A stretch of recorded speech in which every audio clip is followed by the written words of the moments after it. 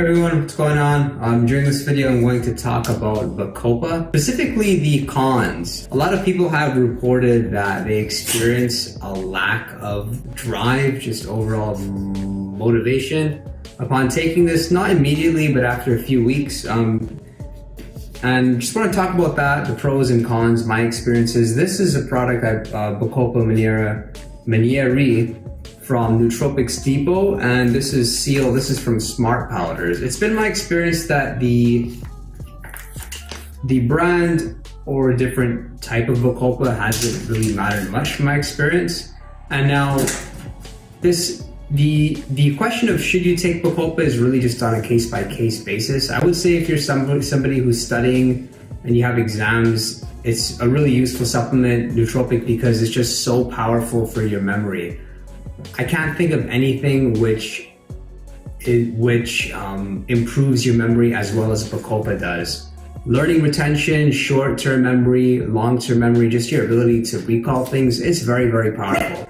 Now, regarding just overall drive, if you're somebody who's lazy, if you're somebody who finds it difficult to do things like exercise, like engage in tasks, like if you're in sales, making calls, or whatever those like high-paying activities are, if you find that it's they're difficult for you and you don't really have as much drive as other people, then maybe Bacopa isn't for you. For me, I really don't fit that category. I'm just wired to be the type to like, being the best me, right? So I would say the pros of Bacopa far outweigh the cons that way, but it has been my experience that there is a little bit of lack of motivation from taking this, and you'll observe something similar if you take ashwagandha for a few weeks. It's although not to the same extent. This, after a few weeks, you can definitely tell. Now, what it's used for, it's really good for improving your memory, and as well just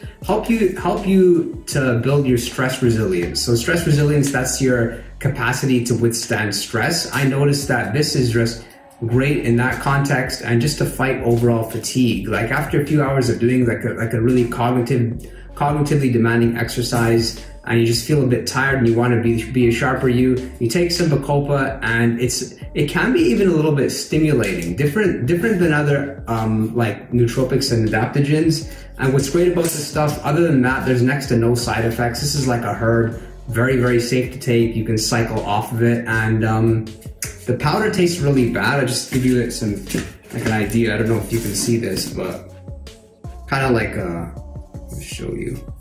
Sort of like a strange color, awful texture, but it's doable if you're somebody that's been, I don't mean to brag or to boast, but I've been taking nootropics for a very long time. The taste of this, it's okay. I can have the powder because it's so much more affordable, but I also do get it in capsules.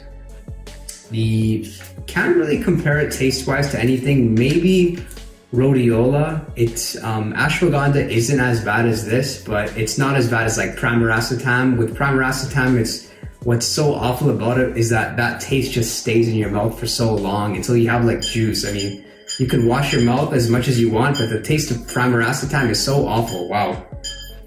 I'd recommend you check it out if you're somebody that wants to improve your memory. You want to just be the best you want to be able to fight fatigue, fight stress. Who doesn't want that great stuff? If you're in sales, if you're a student studying, if you're like an entrepreneur or project manager, this very, very safe to take. So I would recommend you check it out. A good dose to start at is like 300 milligrams twice per day, and it's not something that really works synergistically with other nootropics. I wouldn't say like you have to take Bacopa and take something else at the same time. No, it's very, very convenient that way. Just take it with some water. You don't even need to take it with a meal.